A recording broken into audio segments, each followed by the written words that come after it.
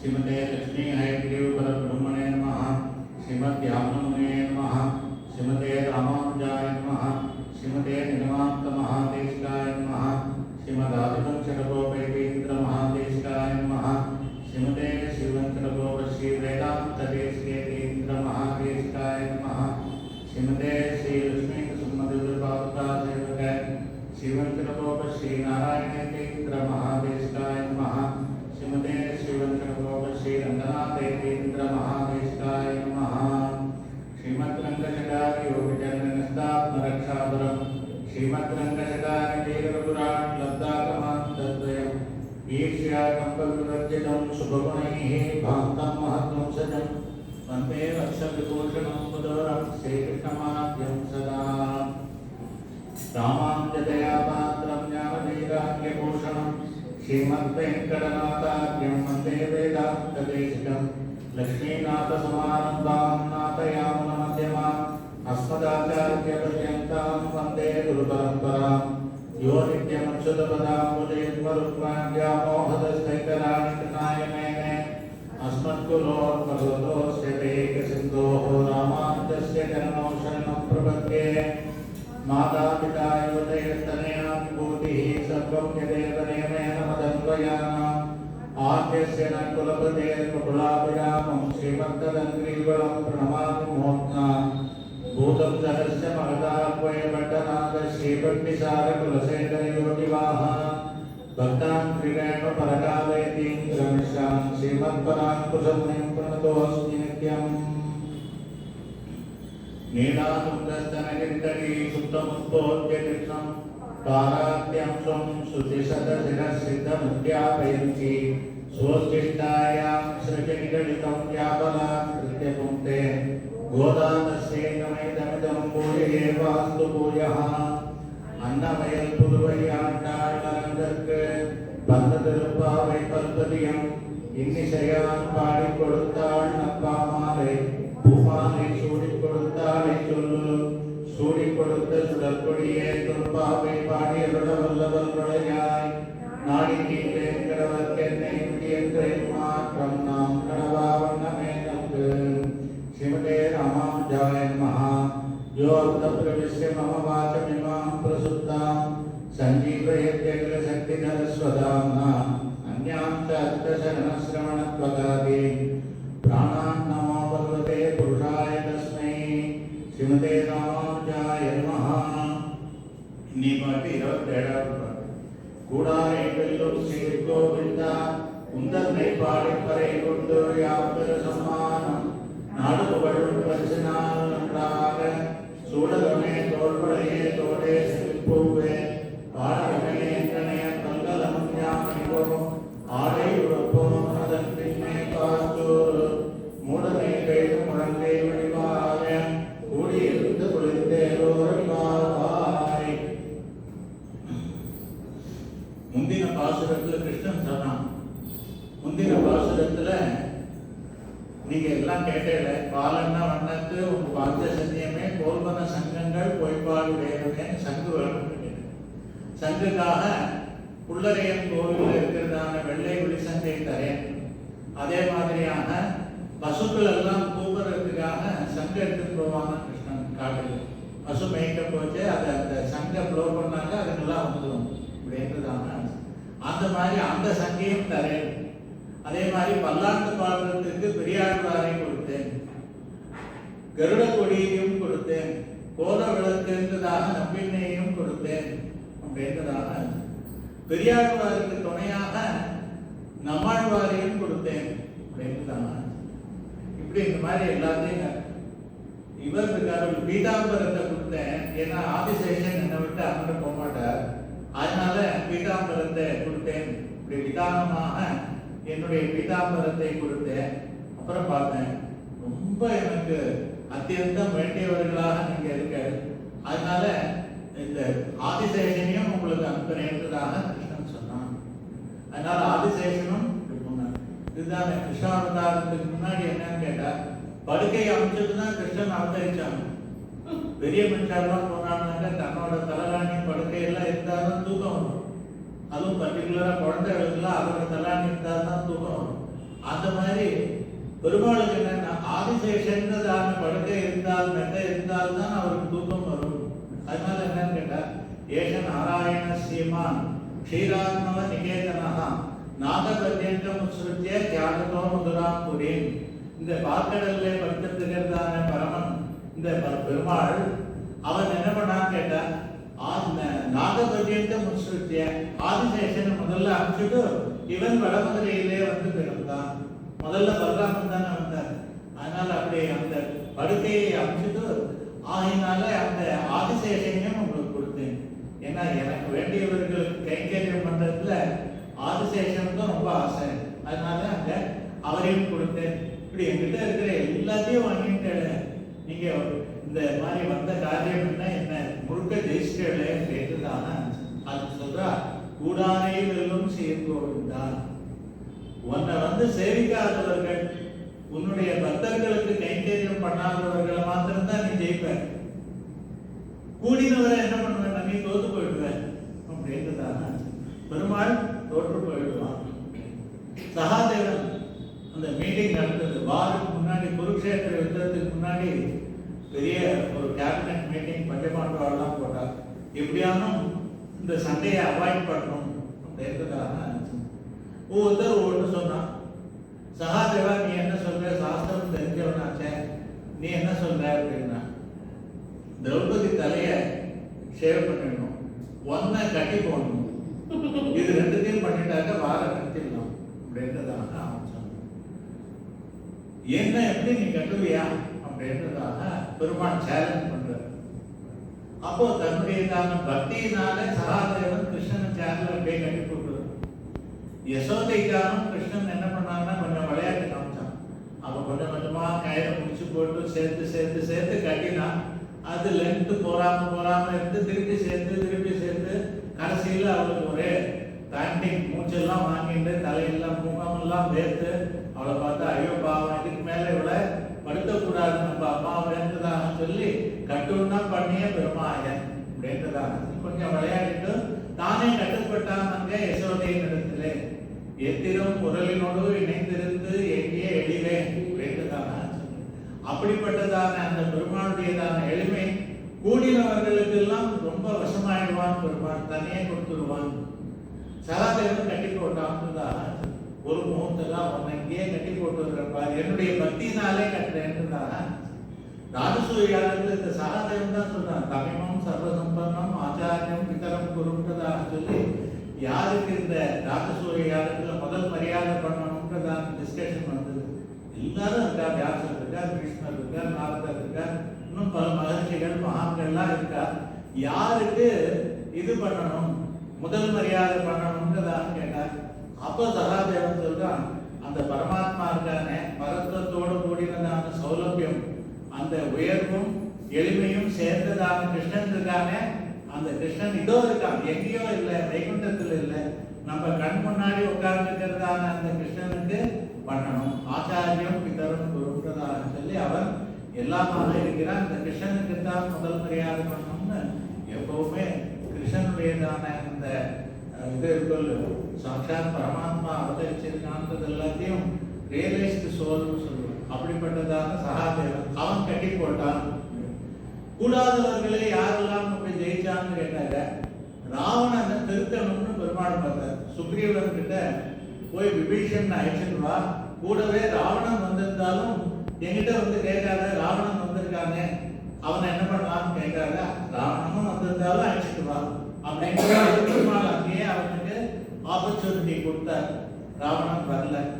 அதுக்கப்புறம் லங்கைக்கு போன அப்புறம் என்னன்னு கேட்டார். அதுக்கு முன்னாடி அனுமார தூது அனுப்பிச்சார். போய் சொன்னார், பிரம்மா ஸ்வயம்பூ சதுரானனோவா ருத்ரஸ்திரிநேந்திர திரிபுராந்தகோவா இந்திரோ மகேந்திர சுரநாயகோவா தாத்தும்ன சக்தா யுதி ராமவத்தியம். ஏ ராவணா, நீ என்னோ பிரம்மா கிட்ட வரம் வாங்கியிருக்கேன், சங்கரர் கிட்ட வரம் வாங்கியிருக்கேன், இந்திரனை ஜெயிச்சேன், இப்படிலாம் சொல்றியே, அதனால எனக்கு ஒன்றும் பயம் இல்லை, யார் வந்தாலும் நான் சண்டை போடுவேன் அப்படின்னு நினைச்சிட்டு இருக்கிய. இந்த நீ உனக்கு 3 பேர் சப்போர்ட் பண்றான்னு நினைச்சிட்டு இருக்கிய. அந்த 3 பேரும் தனித்தனியா வந்தாலும் சேர்ந்து வந்தாலும் ராமனுடைய பானத்துக்கு முன்னாடி உன்னை காப்பாற்ற முடியாது அப்படின்றதான் அனுமானுக்கு இது எப்படி தெரியும்? சும்மா போட்டு விடுறாரு அனுமான் அப்படின்றதா மிரட்டுறதுக்காக சொன்னாங்கன்னா நவ வியாக்கரண பண்டிதர்னு நேத்திக்கான பெருமாள் சொல்லுறாரு. இல்லாதத்தையும் பொல்லாதத்தையும் அனுமான் சொல்ல மாட்டார் அப்படின்றதா. அப்ப எப்படி அனுமான் சொன்னார், பிரம்மா வந்தாலும் ராவணா ராம பானத்திலேருந்து உன்னை காப்பாற்ற முடியாது, ருத்ரன் வந்தாலும் உன்னை காப்பாற்ற முடியாது, இந்திரன் வந்தாலும் காப்பாற்ற முடியாது, இப்படின்னு எப்படி அடிச்சு பேசுறாரு அப்படின்றதான். இப்ப இருக்கிற மாதிரி வாய்ப்பு வந்தது பேசுறதுன்னு கிடையாது. அந்த காலத்துலாம் ப்ராப்பரா ஒரு சப்போர்ட்டிங் டாக்குமெண்ட்டோ இல்லை எவிடன்ஸோ வச்சுட்டு தான் பேசுவார், பிரமாணத்தோட பேசுவார். அப்ப அம்மா பேசிட்டாருனாக்க எப்படி பேசினாரு அப்படின்றதாக. அப்ப என்னன்னு கேட்டா சீதா தேவி சொல்றா, லக்ஷ்மணனுக்கும் தெரியாததான எனக்கும் ராமனுக்கும் மாத்திரம் தெரிஞ்சதான ஒரு விஷயத்தை உங்ககிட்ட சொல்றாரு, நீ போய் ராமன் கிட்ட சொல்லு, இந்த கதையை கேட்டேன்னாக்க நிச்சயமா நீ என்னை பார்த்தேன்னு நம்புவார் பெருமாள். என்ன கதைன்னா, சித்திரகூடத்துல இருந்துச்சு காகாசுரன் வந்து என்னை துன்புறுத்தினான். இந்த கதை 24 மணி நேரமும் எங்க கூடயே தூங்காம இருந்ததான அந்த லக்ஷ்மணன் இருக்கானே, அவன் கூட தெரியாது. அந்த காகாசுரனை பனிஷ் பண்ணணும்னு பெருமாள் என்ன பண்ணார், ஒரு கர்ப்பத்தை எடுத்து பிரம்மாஸ்திரமா போட்டார் அப்படின்றதா. அந்த பிரம்மாஸ்திரமா போட்டா அது அவனை துரத்திட்டே போச்சு. அவன் முதல்ல தேவலோகத்துக்கு போனான். இந்திரனுடைய சொந்த பிள்ளை அவன், காக்கா ஜெயந்தன்றதாக பேரு. அவன் இந்திரன் சொன்னான், எனக்காக பெருமாள் அந்த ராமனா அவதரிச்சிருக்கா, தாயார் சீதையா அவதரிச்சிருக்கா, அவளை போய் நீ தொந்தரவு பண்றீங்க, உன்னை காப்பாற்றினாக்க என்னுடைய பொசிஷன் என்ன, இது நியாயமா நீ பண்ணது, அதனால உங்ககிட்ட நான் வரமாட்டேன், போ, இங்க வராதேன்னு அவன் நினைச்சினான். இந்திராணியும் அப்படிதான், அவன் அம்மாவும் சொன்னான், ஏன்னா சர்வலோக மாதாவான சீதா தேவியின் இடத்துல போய் அபிச்சாரப்பட்டிருக்கீங்க, அதுக்காக எங்கிட்ட வந்து சப்போர்ட் கேட்கிறே, முடியாது போடா இல்லை அப்படின்றதான் அடிச்சு விரட்டிட்டா சொந்த தாயாரான இந்திராணி. அங்கேருந்து நேரம் என்ன பண்ணாருன்னா கைலாசத்துக்கு போனார். இந்த காகாசுரன் அங்க கைலாசத்துக்கு போனான். அங்க போனாக்க சிவன் சொல்ற, ராமபானத்துக்கு முன்னாடி யாரும் காப்பாற்ற முடியாது, என்னால முடியாதுன்றதாக அவரும் கைவிட்டார் அப்படின்றதாக. அங்கேருந்து சத்தியலோகத்துக்கு போனா பிரம்மாவை பார்க்கணும். பிரம்மா சொன்னார், ராமபானம்ன்றதுக்கு எதிர்த்து நிற்கிறதுக்கு இந்த சராச்சரத்துல எதுவுமே இல்லை, உனக்கு சப்போர்ட் பண்ணா என் தலையும் போயிடும், அதனால என்னன்னு கேட்டா, அப்போ அங்க திருப்பி இந்திரனை பார்க்கறதுக்காக வரும், என்னால காப்பாற்ற முடியாதுன்னு பிரம்மாவும் கைவிட்டார். திருப்பி தேவலோகத்துக்கு அப்பா அம்மாவை பார்த்து ஏதாவது ஹெல்ப் கேட்கலாம்ன்றதுக்காக அந்த தேவலோகத்துக்கு வரான் அந்த காகாசுரன். தேவலோகத்துக்கு வந்தாங்க, அங்க தசரதன் இருக்கார் சொர்க்கத்துல. அவர் சொல்றாருங்களா, சரி ஊர் ஊரா இப்படி சுத்திரையாடா, என்ன பண்ணணும் அப்படின்னு போய் ராமன் காலிலேயே விழுந்தாங்க.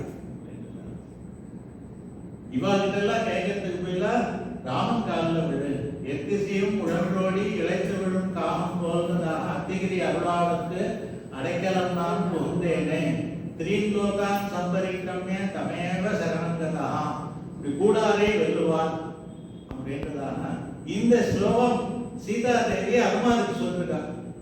இந்த மாதிரி காகாசுரன் தப்பு பண்ணா பிரம்மாஸ்திரத்தை பெருமாள் போட்டார், அது எல்லா உலகத்துக்கும் போச்சு, எல்லாரும் முடியாதுன்னு அனுப்பிச்சுட்டா. அப்ப அனுமான் கேட்டார், ஸோ இந்த காகாசுரன் ராமபானத்துக்கு தப்பிக்கணும்னு அங்க தேவலோகத்துக்கு போச்சு கைவிட்டார், கைலாசத்துக்கு போச்சு கைவிட்டார், சத்தியலோகத்துக்கு போச்சு கைவிட்டார். அதனால சொல்றார், ராவணா பிரம்மா ஸ்வயம்பூ சதுரானனோவா. அதுல என்ன பேருன்னா பிரம்மான்னு பேரு, அவன் ஸ்வயம்பூ தானாவே வந்தவர், தாமரை வந்தது அதுல டைம் தானா வந்துட்டாரு. அப்படி அந்த ஸ்வயம்பூவா இருக்காருன்னு அவருக்கு ஒரு பெரிய புகழ். சதுரானனோவா, 4 தலைகள், 4 தலைகள்னாலேயும் 4 முகத்தினாலேயும் 4 வேதங்களையும் எப்பவும் சொல்லக்கூடியவர். அப்பேற்பட்ட பிரம்மா வந்தாலும் சரி, ருத்ர திரிநேத்திர திரிபுராந்த போவா, ருத்ரன்னு பேரு, திரிநேத்திரன்னு முக்கண்ணன்றதாக பேரு. நெத்திக்கண்ணை திறந்தாக்க எல்லாத்தையும் எரிச்சிடுவார். அப்படிப்பட்டதான திரிநேத்திரன். திரிபுராந்த கோவா, திரிபுரத்தை எரித்தவன் தான புகழ் பெற்றவன் சிவன். அந்த சிவனும் காப்பாற்ற முடியாது, உன்னை காப்பாற்ற மாட்டார் என்றுதான ராமபாலத்துக்கு எதிராக சிவனும் உனக்காக சப்போர்ட் பண்ணி வரமாட்டார். இந்திரனும் இந்திரன்னு பேரு, மகேந்திரன்னு பேரு, சுரநாயகோபா, தேவர்களுக்கெல்லாம் தலைவன். இப்படிப்பட்டதான பெயரை உடையதான இந்திரன். இவெல்லாம் தனித்தனியா வந்தாலும் சேர்ந்து வந்தாலும் ராவணா உன்னை காப்பாற்ற முடியாது, ராமபாணத்திலிருந்து நீ தப்பிக்க முடியாது. என்ன பண்ணணும்னு கேட்டார். மரியாதையா சீதையை கொண்டு போய் ராமனிடத்துல ஒப்படைச்சிட்டு நீ உழைச்சு போன்றதாக அவனுக்கு கோபம் வந்து கொல்லுடா இந்த குரங்க அப்படின்னா. விபீஷணன் எடுத்த தூது வந்தவரை கொல்லக்கூடாது, அதனால வாழ்ந்த நெருப்பு வைக்கலாம்ன்றதாக அப்படி பண்ணாங்க. அதனால அங்க அனுமாரப்படி அனுமார தூது விட்டார் பெருமாள். முதல்ல ராவணனுக்கு இதுவாயிடு, மன்னிப்பு கேளு, தப்பு பண்ணேன்றதை புரிஞ்சுட்டு மன்னிப்பு கேட்டேன்னாக்க சீதையை திருப்பி. வெறும் மன்னிப்பு போராது. விபீஷணன் சொல்ற ராவணனுக்கு, பிரதீயதாம் தாசரதாய மைதிலி, முதல்ல சீதையை கொண்டு போய் ராமன் கிட்ட ஒப்படைச்சிட்டு அப்புறம் சாரி சொல்லு. நூற்று பேனாவை வாங்கி பேக்கெட்ல சொல்லிக்கிட்டு சாரிப்பா சாரிப்பான்னாக்க பேனாவை திருப்பி கொடுப்பா. வெறும் சாரி போராது. அந்த மாதிரி பணத்தை எங்கேயாவது எடுத்துட்டான், அவனுக்கு ஜெயில் கொடுக்குறான் இல்ல பனிஷ்மெண்ட் கொடுக்குறான், அவன் சாரி சொல்றான், அதெல்லாம் போராது. எடுத்த பணத்தை திருப்பி கட்டணும். முதல்ல யார்கிட்ட இருந்து எடுத்தானோ அவர்கிட்ட அதை ஒப்படைக்கணும், அப்புறமா மன்னிப்பு கேட்கணும், அதுக்கப்புறம் அவன் பிராயசித்தம் பண்ணணும். அப்பதான் அவனுக்கு பாவம் போகும். எடுத்த பொருளை திருப்பி கொடுக்கணும் முதல்லன்றதான. அந்த மாதிரி நீ கொடுத்துட்டு அப்புறம் அங்கதான் அனுப்பிச்சார் பெருமாள். அங்கதான் நீ போய் சொல்லு. அங்கதான் போய் ராமன் கிட்ட சொன்னான். அவன் என்ன பண்ணான், அந்த குரங்க பிடிக்கான். சொன்னா, என்னுடைய காலை யாரும் அசைச்சே இருந்தாங்க, அப்புறம் பார்த்தா நான் உங்களுக்கு தோற்று போயிட்டேன் ஒத்துக்கிறேன், என் காலை அசைங்க பார்க்கலாம். அந்த சபையில இருந்ததான எல்லா ராட்சசர்களும் அங்கதனுடையதான காலை அசைச்சு பார்த்தா அசைக்க முடியல. ராவணன் வந்தான், என் காலை பிடிக்காதா, ராமனுடைய திருவடியை பிடிக்காது, நீ போச்சு போகலாம்ன்றதாக சொல்லி அங்கதனும் உபதேசம் பண்ணான். இப்படி அதுக்கப்புறம் பெருமாள் யுத்தத்துல என்ன பண்ணாருன்னா, இன்று போய் நாளை வா, இன்னைக்கு விட்டே வந்தேன், நீ போய் நல்லா யோசனை பண்ணு, இதெல்லாம் என்னத்துக்கு அனாவசியம். அதனால எதனால இவ்வளவு பண்றாரு பெருமாள் தான், தன்னுடைய பக்தன் விபீஷணனுடையதான சொந்த அண்ணா, விபீஷணனுடையதான அண்ணாவை கொண்டு விபீஷணனை பக்கத்துல வச்சிருந்தாங்க, விபீஷணனுக்கு எப்படி இருக்கும் அப்படின்றதான வாலியை கொண்டார் பெருமாள். சுக்ரீவன் ஓன்னு அழுதான். வாலி போனதுக்கு அப்புறம் சுக்ரீவன் விக்கி விக்கி அழுதான். பெருமாள் பார்த்தார், ஐயோ நம்மளுடையதான சிநேகிதன் இப்படி வருத்தத்தில் இருக்கானே, பெருமாளும் விக்கி விக்கி அழுதார் அப்படின்றார். கூடாரே வெல்லும் சீர் கோவிந்தார், கூடினவர்களுக்கெல்லாம் இப்படி பெருமாள் தோத்து போயிடுவார் அப்படின்றதான. இதே மாதிரி ஜனகரிடத்திலே இருந்ததான வில் இருந்ததோ இல்லையோ, சீதைக்கு சுயம்பரத்துக்காக அவர் இந்த வில்லை எடுத்து யார் நான் ஏற்றாரோ அவளுக்கு சீதையை கல்யாணம் பண்ணி கொடுக்கிறேன், அது ஒருத்தருக்கும் கூடாம இருந்தது. பெருமாள் ராமன் கைப்பட்ட உடனே அது கூடிட்டு வந்ததா. கூடாரே வெல்லும் சீர்கோவில் தான். அதே மாதிரி இவருக்காக வரணும், கல்யாணம் பண்ணிட்டு சீதா கல்யாணம் பண்ணிட்டு அயோத்திக்கு வராது. திடீர்னு ஒரு புயல் காற்று அடிச்சது, பறவைகள்லாம் அப்படியும் அப்படியும் சுத்திட்டு தசரதர் பயந்தார். இந்த மாதிரி கல்யாணம் பண்ணி குழந்தைகளை ஆற்றுக்கு கிரகப்பிரவேசத்துக்கு அழிச்சுட்டு போகிறோம், இந்த மாதிரி எல்லாம் காற்று அடிக்கிறது, ஒரே இருட்டா இருக்கு, பறவைகள்லாம் சத்தம் போட்டு ஆகாசத்துல ஒரே பறக்கங்க, என்ன அப்படின்னு கேட்டார். வசிஷ்டர் என்ன சொன்னா, அந்த சகுன லட்சணத்தை பார்த்து இதெல்லாம் பிரதட்சணமா போகுது பறவைகள்லாம், அதனால ஒன்றும் இல்லை, ஏதோ ஒரு சின்ன தடங்கள் வரும், அது உடனே சரியா போயிடும், எல்லாம் சுகம் தான், ஒன்றும் கவலைப்பட வேண்டாம்னு சொல்லிட்டே இருக்கச்சேயே பரசுராமர் வந்தார். நீ என்ன சிவதனுசை உடைச்சிட்டு பெரிய ராமன் என் பேரை வச்சுட்டு நீ ஊர்ல இந்த மாதிரி பண்ணிட்டு இருக்கியாமே, பெருமாளுடையதான விஷ்ணுவனுடையதான தனுசு, இதை நாம என்று பார்க்கலாம்ன்றதாக. அப்புறம் பெருமாள் அதை வாங்கி அதுல வானத்தை வைக்கிட்டு இழுக்கிறார். இழுத்து என்ன பண்ணணும்ன்றதாக கேட்கிறார். என்னோட புண்ணியத்தை போக்கிக்கோ, இல்லைன்னாக்க எல்லா லோகத்துக்கும் போகக்கூடியதான நினைச்ச இடத்துக்கு போகக்கூடிய சக்தி பரசுராமனுக்கு உண்டு. இது ரெண்டுத்துல எதை நீங்க கொடுக்குற? இந்த பானத்துக்கு ஏதாவது ஒன்றும் டார்கெட் வேணும். எதை கொடுக்குற? உங்களோட புண்ணியத்தை கொடுக்குறீங்களா, இல்லை நினைச்ச இடத்துக்கு அடுத்த செகண்ட் போய் இருக்கலாம், அந்த மாதிரி எல்லாம் அந்த சக்தியை கொடுக்குறீங்களான்னு கேட்டார். பரசுராமன் சொன்னா என்னோட புண்ணியத்தை எல்லாம் கொடுத்துருவேன், ஏன்னா நான் நினைச்ச இடத்துக்கு போறதுன்றது எனக்கு ரொம்ப எசென்ஷியல் அப்படின்றதாக சொல்லி தன்னுடைய புண்ணியத்தை எல்லாத்தையும் பெருமாளிடத்தில் ஒப்படைச்சு அந்த விஷ்ணுவனுடைய தனுசானது அந்த பரசுராம அவதாரத்தினுடைய தேஜசானது ராமனுடைய திருமேனியில வந்து சேர்ந்தது இருக்குதான். இதுல ஒரு பியூட்டி, ராமாவதாரத்துல கூடாரை வெல்லும் சீர் கோவிந்தா. சீர் அப்படின்னாக்க கல்யாணத்துக்கு சீர் பாடுறது, சீர் வரிசை வைக்கிறதுலாம் சொல்றாங்க. சீர் வரிசை வைக்கிறதுன்னா என்ன? அந்த பெண்ணுக்கு பிறந்த வீட்டுல இருந்து நிறைய சாமான்கள் நகைகள் இதெல்லாம் பண்றாங்க, புடவை துணிமணி எல்லாம் இதெல்லாம் தான். அப்ப என்னன்னு கேட்டா இதெல்லாம் கொடுக்கறதுனால அந்த பெண்ணுக்கு மவுசு கூடும். நீ என்ன சீர் கொண்டு வந்தேன்னு கேட்கிறாங்க. அதனால ஒரு அடிஷனல் குவாலிஃபிகேஷன் அந்த பெண்ணுக்கு.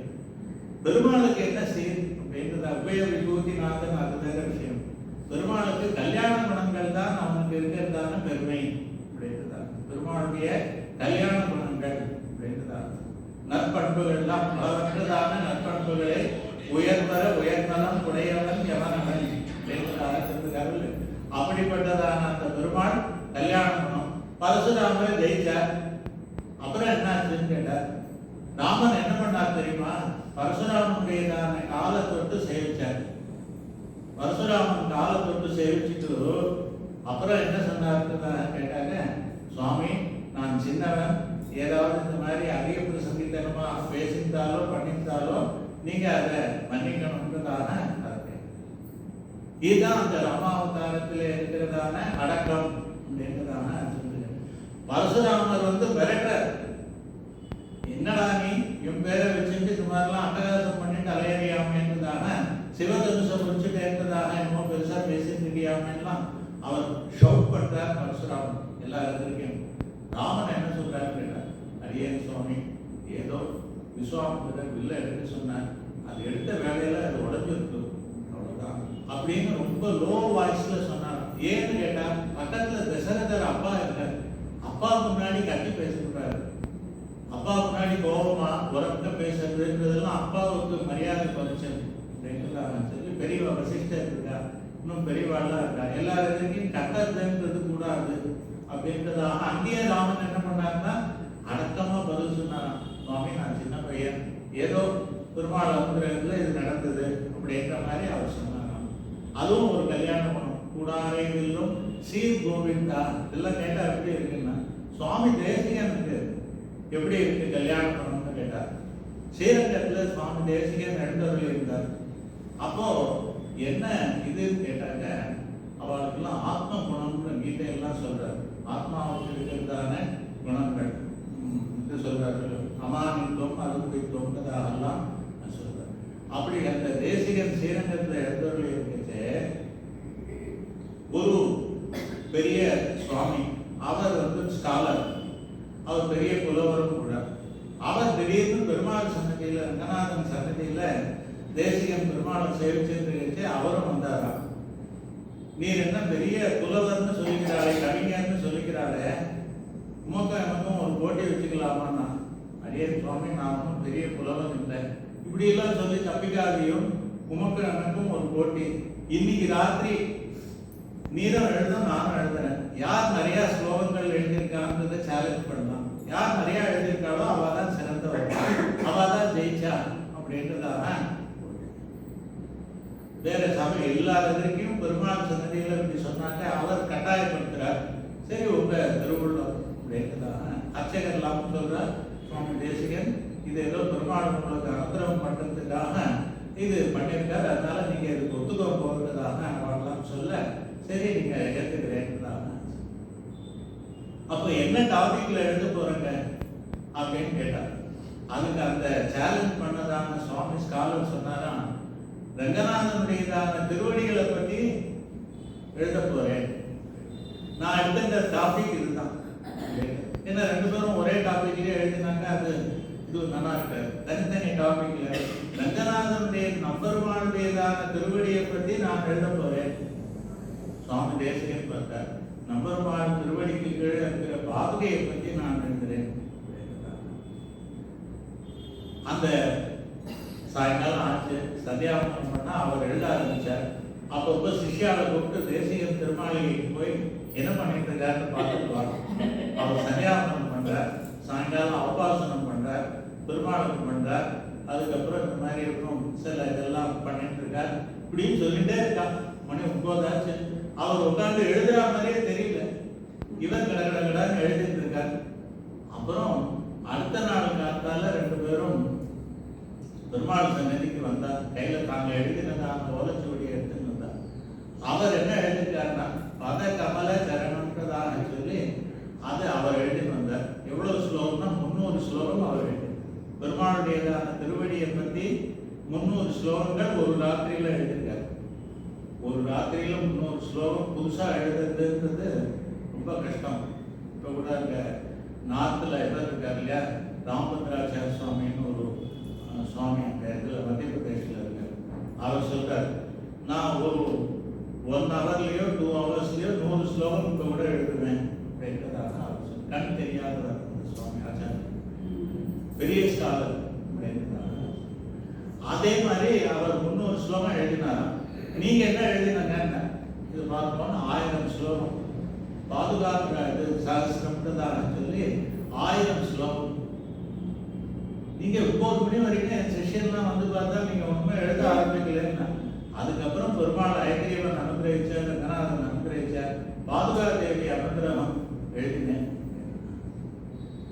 அப்போ அவர் தோத்து போன இந்த சேலஞ்ச் பண்ணதான ஸ்காலர் சொன்னாங்க, சுவாமி தேசிகனே போய் சேலஞ்ச் பண்ணேன், நீ 1000 ஸ்லோகம் எழுதியிருக்க, நான் 300 தான் எழுதியிருக்கேன், 1/3 தான், எவ்வளோ பெரிய சுவாமி நீங்க அப்படின்றதான அந்த ஸ்ரீ வைஷ்ணவ ஆச்சாரியன்னு சொன்னாங்க.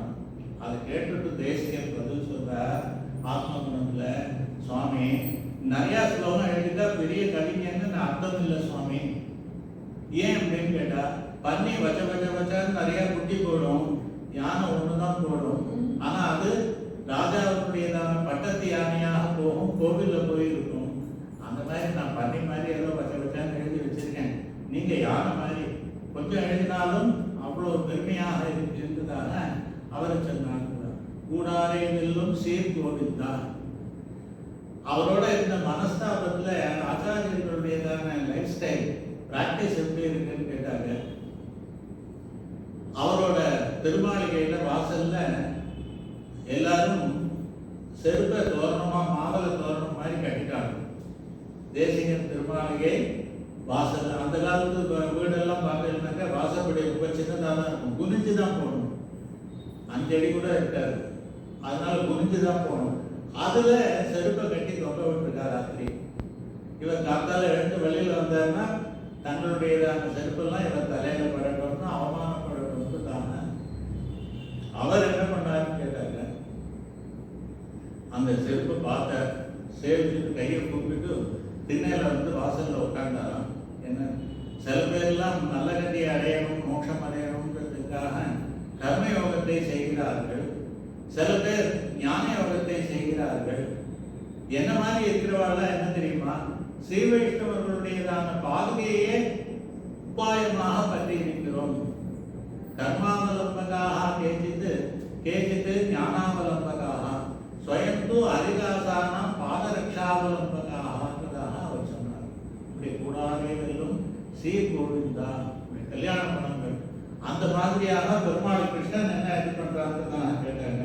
பிரகலாதனோட சேராததான ஹிரண்யகசிபு அவனே ஜெயிச்சான். கூடாரே வெல்லும் சீர் கோவிந்தா அப்படின்னுதான்.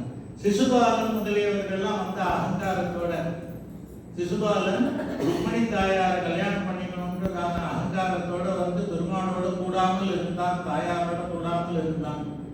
அவனை ஜெயிச்சார் பெருமாள். அவர்களெல்லாம் வெட்டி ஓடும்படியாக, இருந்த இடம் தெரியாமல் ஓடும்படியாக அப்படி இது பண்ணார் அப்படின்னுதாங்க. அதே மாதிரி இது இருப்பாங்க, கூடாரை வெல்லும் சீர் கோவிந்தாங்கிறதுக்கு சுவாமி தேசிகன் காலம் 725 லட்சம் 750 வருஷம் கிட்டத்தட்ட அப்ராக்சிமேட். இஞ்சுமேடு ஸ்ரீமத் அழகிய சிங்கர்னு அகோபிலம் மடத்தில் 42வது ஜீயராக இருக்கிறதான அந்த சுவாமி, அவர் கூடாரை வெல்லும் சீர் கோவிந்தா, அவர் ஸ்ரீரங்கத்தில் எழுந்தருள் இருந்தார். பெரிய ஜீயர் இருந்தார், இவர் சின்ன ஜீயரா இருந்தார். அப்போ சத்யத்தியான தீர்த்தன்றதான ஒரு மத்துவ வித்வான் காசியிலேருந்து எல்லா வித்வானையும் ஜெயிச்சுட்டு ஸ்ரீரங்கத்துக்கு வந்தார். அகோபில மடத்துக்கு வந்து அங்க சேலஞ்ச் பண்ணார், என்னோட வாதம் பண்றதுக்கு வாங்குவோம். அப்போ பெரிய ஜெயர் வந்து இவரை நீங்க போய் வாதம் பண்ணிட்டு வாங்குவோம்னாங்க. ஆஸ்தான வித்வான்லாம் முதல் 2-3 நாள் பண்ணான், அது சரியா ப்ரொசீஜர் ஆகல. அதனால நானே வரேன்றதாக சொல்லி இந்த 42வது பட்டம் ஜீயர், ஆனா பொதுவான இடத்துக்கு தான் வருவோம், மற்ற இடத்துக்குலாம் வர மாட்டோம், ரங்கநாயகி தாயார் சன்னதியில வாதம் பண்ணலாம் அப்படின்றாங்க. வென்யூ அதுதான் சொன்னாங்க. போய் வாதம் பண்ணார். அவர் கொஞ்சம் ஆரம்பிச்சார், அந்த சத்யத்தியான தீர்த்தன்றதான ஆரம்பிச்சார். அவர் சொன்னதுலேருந்து ஒரு 10 கேள்வி கேட்டார். இவர் அதுக்கு அவருக்கு ஆன்சர் தெரியல. அவருடையதான சிஷ்யர்கள்லாம் அந்த குருவனுடையதான காதுல சில ஆன்சர்லாம் சொன்னார். அப்போ அந்த ஆன்சரை அவர் சொன்னாராம், இதுக்கு என்ன கொட்டேஷன் இருக்கு வேதத்துல, ஆன்சர் சொல்லிட்டு இது ஃபார்முலா சொல்லணும்னு சொல்லுவோம் இல்லை கணக்குல, நீ ஆன்சர் சொல்லிட்டடா எப்படி அரைவ் பண்ணேன்னு சொல்லி ஸ்டெப் சொல்லு அப்படிங்கிறதா. அந்த மாதிரி அது ஒரு கேள்வி கேட்டார். நான் தோத்து போயிட்டேன்றதான அவர் சொன்னார். அவர் தோத்து என்னென்ன கூடாரை வெல்லும் கூடாதவர்களை ஜெயித்தார். அது மாத்திரம் இல்ல, சீர் கோவிந்தா கல்யாண குணங்கள் இருக்குன்னா இதுக்கு மேலதான் இங்க நியூஸே. அந்த தோத்து போனதான சத்யத்தியான தீர்த்தன்றதான ஒரு வெரி பாப்புலர் ஸ்காலர் வித்வான் ஆச்சாரியன், அவர் என்ன பண்ணார், ஹிந்துவிலையும் சுதேசமித்திரன்லையும் அவருடைய செலவுல நியூஸ் வெளியிட்டார், இந்த மகாநடத்துல டிபேட்ல நான் தோத்து போயிட்டேன். அது மாத்திரம் இல்ல, இது தன்னை யாராவது சேவிக்க வந்தாங்க, இந்த 42வது பட்டம் சிங்கம் இருக்கார், அவரை போய் சேவிக்கோ, அவருடைய பிளெஸிங் கிடைச்சதுன்னாக்க அதுதான் முக்கியம். என்னன்னு கேட்டா கூடாதவரை வென்றார். அவர் என்னன்னு கேட்டா ஜெயிக்கச்சே அவருக்கு வந்து ஹார்ட் ஆகல, இவர் பேர அட்மிரேஷன் வந்துருத்து அப்படின்றாங்க. எவ்வளோ இது பப்ளிக்கா டிஃபீட் ஆன தானே பேப்பர்ல கொடுத்து அப்படி அந்த டிபேட் பண்ணச்சேயும் ரொம்ப சாஃப்டா, அவரை பர்சனலா எதுவும் அட்டாக் பண்ணாமல் விஷயத்தை மாத்திரம் பேசி அவர் தன்னுடையதான அந்த ஆத்ம குணங்கள்னாலே அவருடைய மனசையும் கவர்ந்தார்.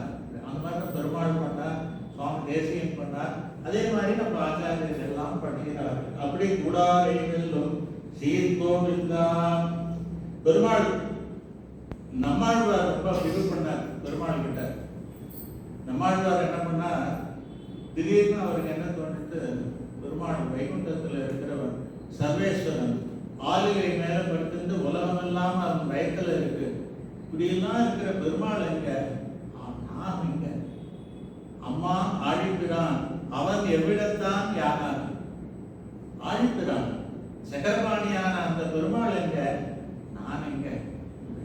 அதனால என்னன்னு கேட்டார், நம்ம அடிக்கடி பெருமாள் பேரை சொல்றதோ நம்ம கோவிலுக்கு போறதோ இந்த மாதிரி பண்றதெல்லாம் பெருமாளுக்கு கௌரவ குறைச்சல். அதனால பெருமாள் கிட்டேருந்து கொஞ்சம் ஒதுங்கி இருக்கணும். அங்கெல்லாம் நீ என்ன போற, பெரியவங்கெல்லாம் இருக்கிற இடம், நீ ஏன் அங்க போற அப்படின்றதான். அந்த மாதிரியான கொல்லம்பட்டையில் ஈக்கு என்ன வேலைன்ற மாதிரி இவர் தன்னை நினைச்சுட்டார். பெருமாளுக்கு முன்னாடி நம்ம எல்லாம் ஒண்ணுமே இல்லை, நம்மளால பெருமாளுக்கு கௌரவ குறைச்சல் வந்துரும்ன்றதாக நினைச்சு விலகி இருந்தார். பெருமாள் பார்த்தார், 2 பண்ணார். முதல்ல சிம்பிளா ஒருத்தர் 2 தடவை பண்ணார் ஆழ்வார். அதுல ஒரு தடவை என்ன சொன்னார், ஆழ்வார் என்ன பண்ணாருன்னு கேட்டாங்க, அந்த கோவில்ல இருந்து வெளியில போய் ஒரு சின்ன சந்துல போய் ஒளிஞ்சிட்டாராம். அங்க ஒரு கட்டவண்டி இருந்தது, அதுக்கு கீழே ஒளிஞ்சிட்டு முக்காடு போட்டு உட்காண்டாரு, யாருக்கான்னு தெரியக்கூடாது. எங்கேயாவது பெருமாள் நம்மளை கண்டுபிடிச்சு ஆழ்வாரே வாரம் போகலாம் அப்படின்னு கூட்டு போறாரு. அப்போ அந்த வண்டி பாரம் வச்சு எடுத்துன்னு போறவன்றான அந்த வண்டிக்காரன் என்ன பண்ணா, ஒரு மூட்டையை கொண்டு வந்து வண்டி மேல போட்டான். ஹெவி வெயிட் 75 கிலோ 100 கிலோ இருக்கும். அது தூக்கின்னு வந்து போட்டான். நாராயணா அப்படின்னு அறுப்புக்கு இதே வந்துட்டேன் அப்படின்றதால வண்டி கீழே இருந்து ஆழ்வார் இருந்தார். துணி எடுத்து என்ன அப்படின்னு கேட்டார், பெருமாள் பேரை கேட்கக்கூடாது, பெருமாளை பார்க்கக்கூடாதுன்னு நினைச்சு இங்க சந்து கீழே வண்டி கீழே போத்திட்டு உட்காண்டாங்க. இங்கேயும் ஒருத்தர் வந்து நாராயணான்றதாக சொல்றாங்க. செல்வ நாராயணன் என்ற சொல் கேட்டதும் மல்கும் கண்பணி நாடுவன் மாயம் என்பதாக சொல்லி உடனே கோயில் ஓடி போயிட்டார். பகவத் நாமாவை கேட்ட உடனே என்றதாக சொல்லி கூடாரை செல்லும் சீர் கோவிந்தா நம்மாழ்வார் இப்படி பண்ணார். இன்னொரு தடவையும் இப்படிதான் பண்ணார். பெருமாள் எங்கே நான் எங்கே திருப்பி அவருக்கு அந்த மாதிரியா தோணிட்டு அப்போ பெருமாள் என்ன பண்ண, ஆழ்வாரே என்ன சௌக்கியமா அப்படின்னா, ஏதோ உன்னுடைய கிருபையில ஓடிட்டு இருக்கு கிருஷ்ணான்னு. நான் வெண்ணையெல்லாம் சாப்பிட்டேனே, எதுக்கு சாப்பிட்டேன்னு தெரியுமா அப்படின்னு. அதெல்லாம் வேணாம்ப்பா, நான் ஒன்றும் உங்கள்கிட்ட அனாவசியமாக பேச்சு வச்சுருந்தா நீ ஏதாவது பண்ணி என்னை ட்ராப் பண்ணிடுவேன், இன்னும் வேணாம், அது எதுக்கோ நீ சாப்பிட்டேன். இல்லை என்ன ஆழ்வாரு, நான் தான் இருக்கு, நம்ம 2 பேரும் பேசாமல் என்ன சும்மா சொல்லுமே ஏதாவது, நான் ஏதாவது சொன்னாங்க அது இல்லை இது அப்படின்னு. அதனால நீயே சொல்லு பகவானேன்னு ஆழ்வார் சொன்னார். நான் சொல்றேன், அந்த காலத்துல பிரளயத்துல உலகத்தெல்லாம் சாப்பிட்டேன்னு எல்லா உலகமும் என் வயத்துல இருந்தது. அப்புறம் ரொம்ப நாள் கழிச்சு அதெல்லாம் படிச்சேன்.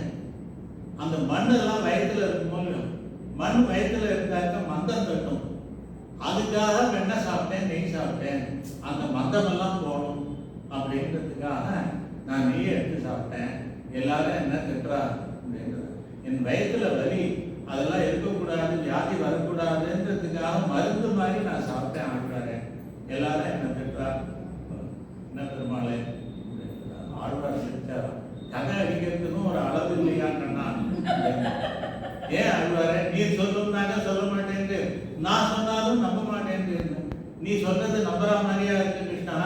என்ன உண்டாய் உலகேள் முன்னமே, உலகத்தெல்லாம் எப்ப சாப்பிட்ட நீ? எதுதோ கோடி கோடி கோடி கோடி வருஷங்களுக்கு முன்னாடி சாப்பிட்டார். இன்னைக்கு கிருஷ்ணாவதாரம், இன்னைக்கு அப்புறம் வெளியில விட்ட உமிழ்ந்து மாயையால் தூக்கு, அப்புறம் செட்டிக்காக அதெல்லாத்தையும் வெளியில விட்ட. ஒரு 10 லட்சம் கோடி கோடி கோடி வருஷம் முன்னாடி பண்ணதான மண்ணு இன்னும் வயதியா இருக்கும். அதுக்கு இப்போ சாப்பிட்றேங்கிறிய, வெண்ணையை சாப்பிட்றேன், நெய்யை சாப்பிட்றேங்கிறிய. உபலை யாக்கை நிலையேற்றி மந்தான் சோர்ந்த துன்பேலும் மனுஷத்காகும் பீர் சிறிதும் அண்டாவண்ணம் மண்கரைய நெய்யோன் மருந்தோம் ஆய்வானே. அந்த வயதுல மண்ணுக்கு கொஞ்சம் பேலன்ஸ் இருக்கும், அதை கிளீன் பண்றதுக்காக நான் வெண்ணெய் சாப்பிட்றேன்னு இப்ப சொல்றிய, அது என்ன நெய் சாப்பிட்றதுக்கு மருந்தா? மருந்தா அப்படின்னு கேட்டா என்ன அர்த்தம்? நீ சொல்றதெல்லாம் வெறும் புழுகு. என்னைக்கோ சாப்பிட்ட மண்ணுக்கு இன்னைக்கு நீ வெண்ணெய் சாப்பிட்றேங்கிறிய அப்படின்றதான இது நம்புற மாதிரி இல்லை. நான் தான் முதல்ல சொன்னேன் இல்லையா ஆழ்வாரே, நீரே சொல்லணும்னு சொன்னேன். நீ தான் நான் சொல்ல மாட்டேன் என்ன சொல்ல சொன்னேன், நான் சொன்னதையும் நம்ப மாட்டேன், நீ தான் காரணம் சொல்லுவேன். இதெல்லாம் காரணம் இல்லை, அன்னைக்கு சாப்பிட்டதுக்கு இன்னைக்கு இதுவா, அதெல்லாம் கிடையாது அப்படின்றதா. இது போடுறா இல்லையா, கீழே வந்து கொஞ்சம் ஸ்டார்ச் இது ஏதாவது ஒரு அடிபட்டதுன்னாக்க என்ன சொல்றா, டிடி இன்ஜெக்ஷன் போட்டுக்கோன்னு சொல்றா. அது ஒரு நாள் ஆயிடுத்து, முந்தானத்துக்கு அடிபட்டது டாக்டர், நான் போய் இனிமேல் டிடி போட்டால் அது வேஸ்ட்டு, இனிமேலும் போட வேணாம் போ அப்படின்றதாக டாக்டர் சொல்லுவார். அந்த மாதிரி என்னைக்கோ சாப்பிட்டதுக்கு இன்னைக்கு வேண்டாம் சாப்பிட்றேங்கிறிய, இதெல்லாம் மருந்து கிடையாது. பின்ன என்ன தெரியுமான்னு கேட்டார், அந்த திருவாய்ப்பாடியில் இருந்ததான பக்தர்களுடைய கைப்பட்டதான வெண்ணெய் ரொம்ப ஆசை உனக்கு, அதுக்காக நீ அதை திருடி திருடி சாப்பிட்ட. அது வேற கரெக்டாக தான் சொல்றீடா? ஆமாம், இவ்வளவு தெரிஞ்சிருக்கோ, இவ்வளவு பேசுறீங்களோ, பக்தர்கள் கைப்பட்டதான வெண்ணெய்க்கே எனக்கு அவ்வளவு ஆசை இருக்குன்னாங்க, அந்த வெண்ணெயை தராமல் எங்கிட்டேருந்து மறைச்சு வச்சு என்னை தடுக்கிற வாழ்க்கெல்லாம் என்ன பாவம் வரும்னா, கொடிய நரகம் தான் வரும்னா, அந்த வெண்ணையை விட அதிகமான இனிப்பால் இருக்கிறதான நீர் எங்கிட்டேருந்து விலகி போனாக்க உமக்கு என்ன ஆகும்? பெருமாளே சொல்லி கூடாரே வெல்லும் சீர் கோவிந்தா, என்னை விட்டு போலாமா ஆடுவாரே. அது என்ன, நான் பெரியவன் நீ சின்னவன் எப்படி இது பண்ணலாம்? அந்த பக்தர்கள் கைப்பட்டதான வெண்ணைக்கு தானே இப்படி உருகிறேன். அந்த வெண்ணையை விட ரொம்ப உசந்ததான ஆழ்வாரான உண்மை விட்டு என்னால் எப்படி எடுக்க முடியும்? என்னை விட்டு பெரியதாக சொன்னீரேன். இல்லை பெருமாளே, போகவே மாட்டேன், உங்க கூடியே இருக்கேன்றதாக சொல்லி கூடாரே வெல்லும் சீர் கோவிந்தா. ராமனை ஜெயிச்சார், இந்த சிசுபாலனை ஜெயிச்சார், எல்லாத்தையும் விட சிசுபாலனையும் ஜெயிச்சார். அது என்னன்னு கேட்டாங்க, அவன் கடைசியில என்ன பண்ணான்னு கேட்டாங்க, க்ஷணமத்புத கிருஷ்ண ரூபதர்சின்றதாக சொல்றாரு. கடைசியில அவன் கழுத்த சக்கராயுதம் வெட்டுற சமயத்துக்கு பெருமாள் பேர்ல பக்தி வந்துருச்சு. அப்படியே பெருமாளை பார்த்தான், அற்புத ரூபதர்சி, கிருஷ்ணனுடைய சேவையை பார்த்தான், கையை கூப்பினான்.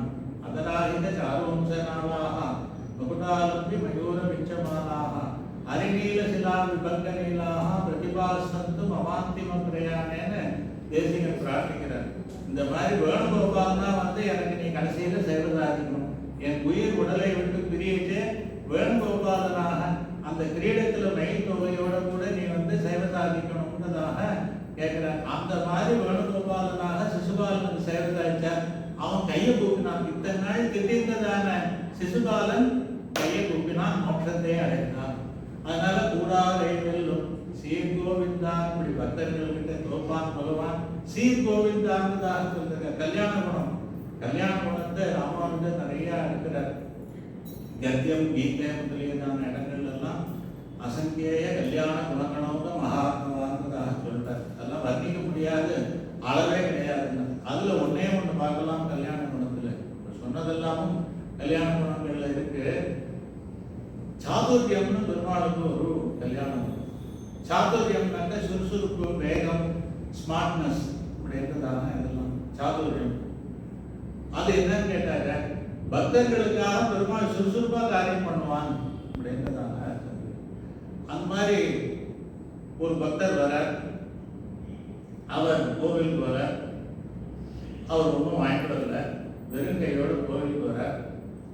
தாயார் சொல்ற, இந்த பாருங்க வெறுங்கையோடு இவர் வந்திருக்கார் கோவில். பெருமாளை பார்க்க போனாலும், குழந்தைய பார்க்க போனாலும், பெரியவாளை பார்க்க போனாலும், இல்லை உடம்பு சரியில்லாதவாளை பார்க்க போனாலும் ஏதாவது வாங்கிட்டு போகணும், வெறுங்கையா போகக்கூடாதுன்னு தானே சாஸ்திரத்தில் இருக்குது. நம்ம பார்க்க வச்சு வெறுங்கையோட வராங்க.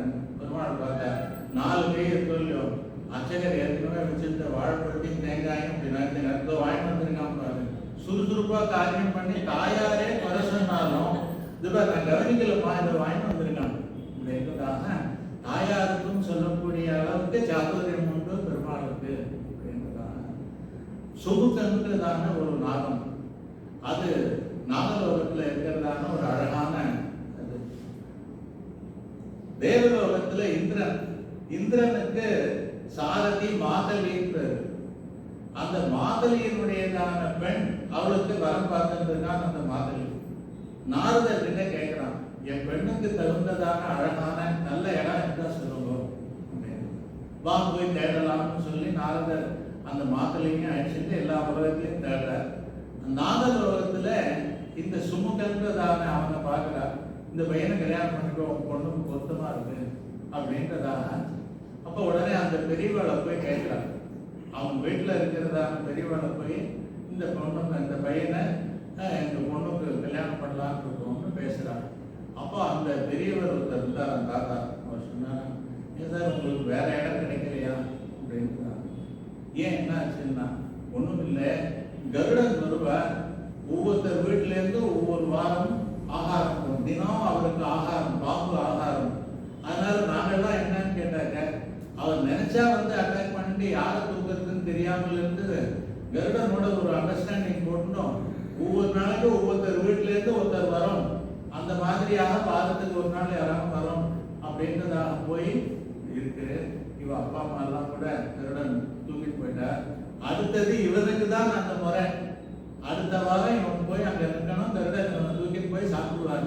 இப்படி அல்பாயசா இருக்கிறதான பையனை போய் உங்க பெண்ணுக்கு பாக்குறேன்னு வேண்டாம். ஆனா பையன் ரொம்ப அழகா இருக்கும்.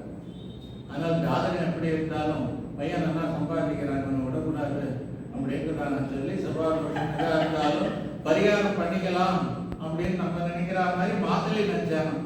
இந்திரனுக்கு தானே நம்ம டிரைவர், அதனால இந்திரன் கிட்ட சொன்னா எல்லாமே ஏற்பாடு பண்ணுவார் அப்படின்றதான சொல்லி, இல்ல இல்ல உங்க பையனே டிசைட் பண்றோம் அப்படின்னு சொல்லி நிச்சயதார்த்தம் பண்ணா. அடுத்த வாரம் கருடன் அந்த சுமுகனை தேடிட்டு போறார். சுமுகன் பயந்து என்ன பண்றான், இந்திரனுடையதான சிம்மாசனத்து காலில் போய் கட்டிக்கிறான், இந்திரா என்னை காப்பாற்று. அப்போ அந்த கருடன் சொல்றாரு, அங்க போய் அட்டாக் பண்றதுக்கு போறாரு. இந்திரனாலையும் காப்பாற்ற முடியல. அப்போ இந்திரன் என்ன பண்றாங்கன்னா, என் டிரைவரோட மாப்பிள்ளை நீ, அதனால நான் காப்பாற்றலைன்னாக்க என் டிரைவர் வண்டியை கவுத்துட்டு போயிடுவான், அதனால உன்னை அழிச்சிட்டு பெருமாள் கிட்ட போறேன்றதாக சொல்லி அவன் அழிச்சிட்டு பெருமாள் கிட்ட போனார். பெருமாள் என்ன சொன்னார், கருடா இவனை விட்டுரு அப்படின்றதாக. கருடன் சொன்னார், அது எப்படி சுவாமி, என்னுடைய ஆகாரம் இவன் எப்படி நான் ஒப்பந்த பிரகாரம் தான் சாப்பிடணும், இவன் எப்படி விடுறதுன்றதாக அவர் கொஞ்சம் ஆர்கியூ பண்ணார். நான் தானே உங்களை சுமந்துட்டு போறேன் பெருமாளே, என்னுடைய வயத்துல நீங்க அடிக்கலாமா அப்படின்றதாக அந்த கருடன் கேட்டாராம். பெருமாள் செஞ்சுட்டே சொன்னார், ஏன்பா நீ தான் என்ன தூக்கிட்டு போறியா? அவன் பெருமாளே. அப்போ பெருமாள் தன்னுடையதான கையை கருடன் தோல் மேல வச்சாராம். கருடன் அப்படியே விழி பிதுங்கி மூச்செல்லாம் நின்று போய் கண் சமந்து போச்சான். வெயிட் தாங்க முடியாம பெருமாளுடைய வெயிட் தான். பெருமாளே சமைக்கணும்னு தான். இப்ப தெரியறதா, என் வெயிட்டை உன்னால தூக்க முடியுமா? உன்னையும் நான் தான் சுமக்கிறேன், உனக்கும் நான் தான் ஆதாரமாக இருக்கேன், நீ என்ன தூக்குறேன்னு நினைச்சிட்டு இருக்காது. அது எப்படி பெருமாள் மேல இருக்க, கருடன் கீழே இருக்க, பெருமாள் தான் கருடனுக்கு ஆதாரமா இருக்கான்னு சொல்லலாம்னா. மேக்னெட் இருக்கு பாருங்க, டேபிள் மேல இந்த போன் புக் எல்லாம் வைக்கிறோம், டேபிள் தாங்கிறது, கீழே இருக்கிறது தான் தாங்கும், மேல இருக்கிறது தாங்கப்படும் பொதுவான விதி. மேக்னெட் இருக்கு, அந்த காந்தத்தை கொண்டு வந்தா கீழே இருக்கிறதான இரும்ப மேல இருந்துட்டு தூக்கும். அந்த மாதிரி பெருமாள் அந்த எல்லாருக்கும் அவர் தான் ஆதாரமாக இருக்கிறார்.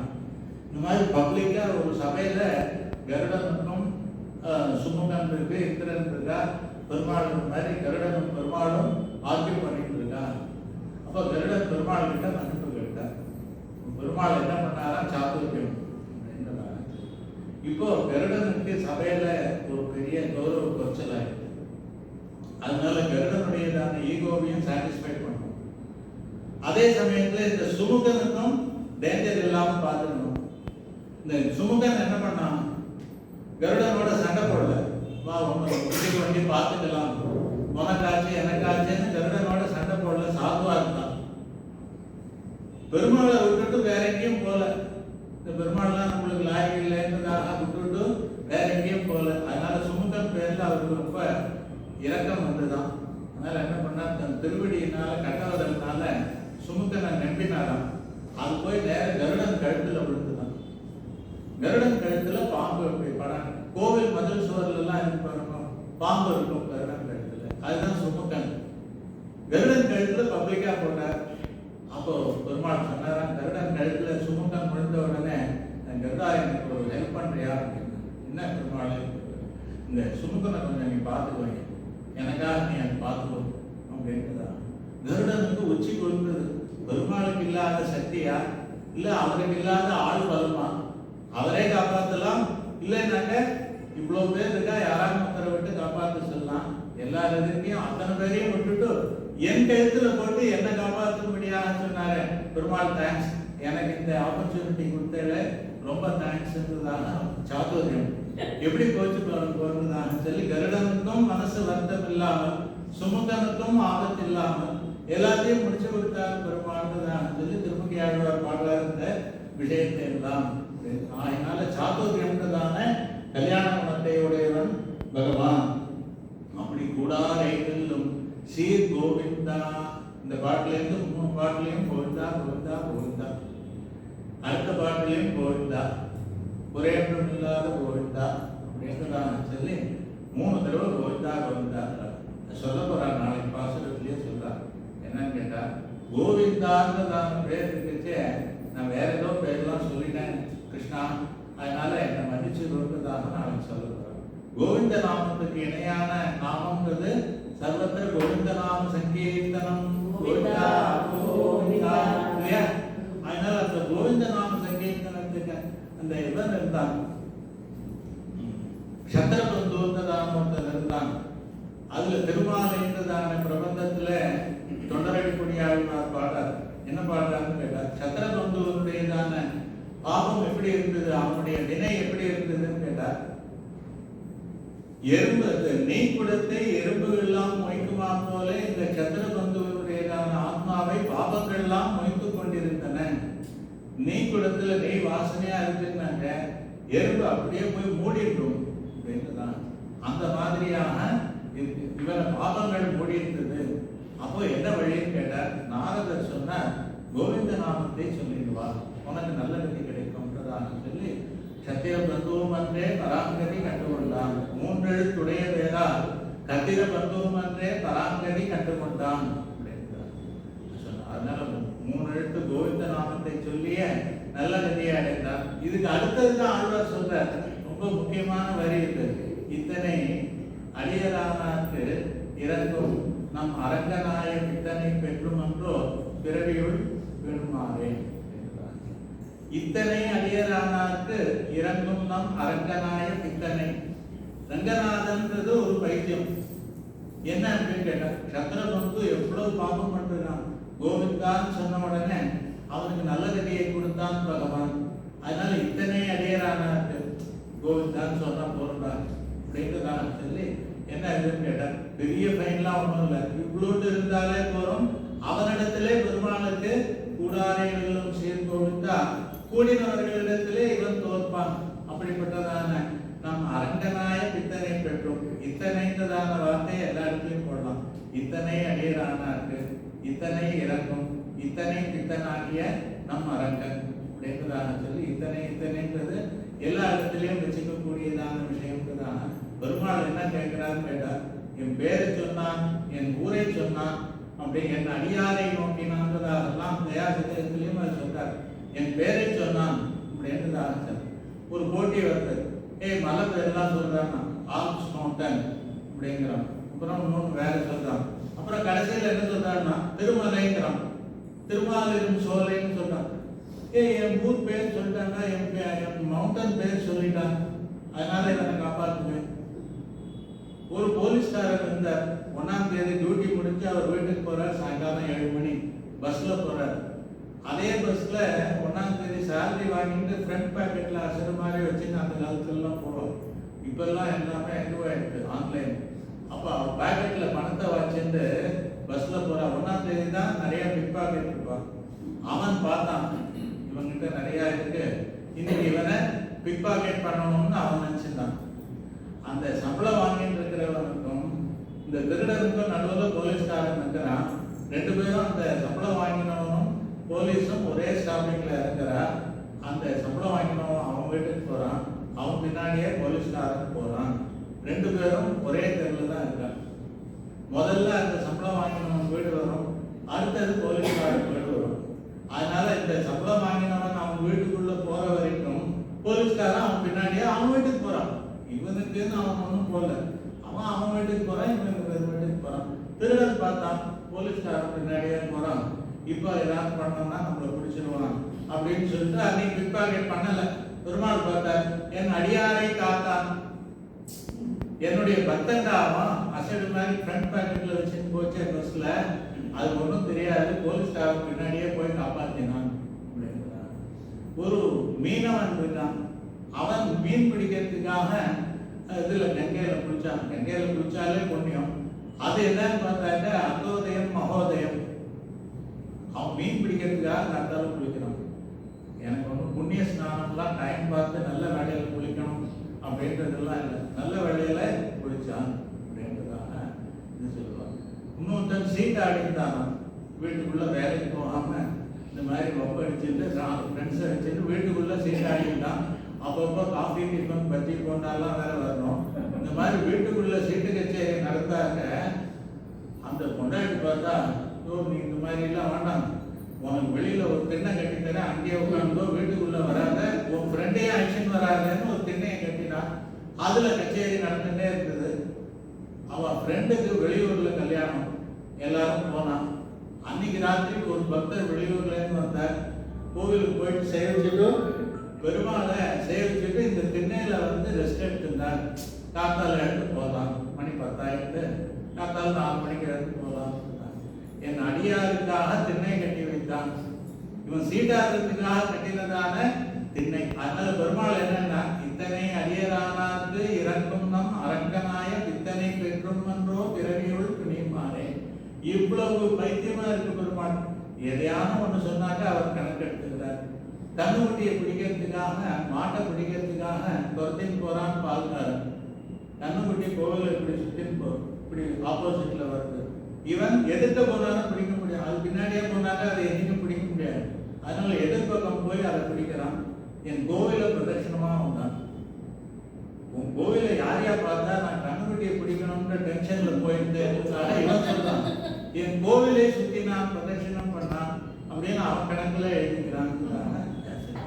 அதனால கலிகாலத்துல ஒன்றும் கூட சொல்லிருக்கா, கலிகாலத்துல நல்லதை நினைச்சாலே புண்ணியம், கெட்டதை நினைச்சா பாவம் இல்லை, கெட்டதை பண்ணினால்தான் பாவம் அப்படின்றதாங்க. கலிகாலத்துல தானம் பண்ணணும்னு நினைச்சாலே புண்ணியம் அப்படின்றதாங்க. அதனால கலிக்கு இவ்வளவெல்லாம் ஒரு விசேஷம் அவசரம் இருக்கு. நாம சங்கீர்த்தனம் இருக்கிறாங்க. அப்படி கூடாதேலும் சீர்கோவிந்தா உந்தன்னை பாடிப்பறை கொண்டு யாம்பெரு சம்மானம் கோவிந்தாவுக்காக சொல்றது என்னன்னு கேட்டாங்க. பசுக்கள் எல்லாம் காப்பாற்றுறான். எதுக்கு தசரதர் வீட்டுல போய் ராமனா பிறந்தான் அப்படின்னு தான் கேட்டார். அவனுடையதான முன்னோர்ல ஒருத்தன் திலீப் என்றவன், திலீப் சக்கரவர்த்தி நந்தி நீண்டதான பசுவை மேய்ச்சிருந்தான். அந்த பசுகிட்ட சொல்றாரு, இந்த பசு பின்னாடியே போ, இதை காப்பாற்றணும் நீ அப்படின்றதாக. அது நடந்தா நடப்பான், அது உட்காண்டா உட்காந்துப்பான், அது சாப்பிட்டா சாப்பிடுவான், அது தூங்கினா தூங்குவான். அப்படியே இருந்து அந்த மாதிரியாக அந்த பசுவை காப்பாற்றினான். அதனால அந்த குலத்திலே பிறப்பேன்றதா சொல்லி இங்க திருவாய்ப்பாடி முழுக்க பசுதான்.